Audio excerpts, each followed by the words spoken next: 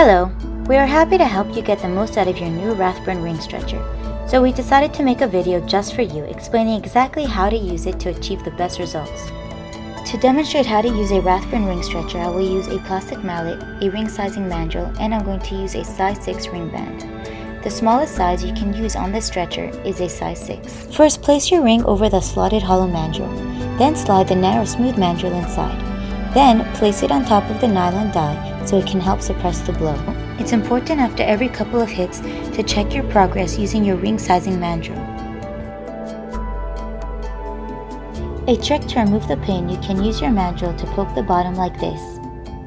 If that doesn't work, you can also hit the bottom of the mandrel using your mallet. Avoid using soldered rings because if the ring was not soldered properly, it could split in half.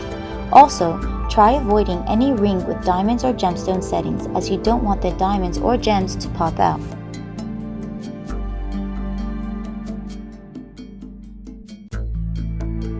And it's that simple.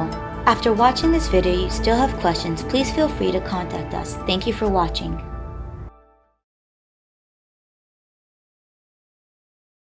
Hello valued customer.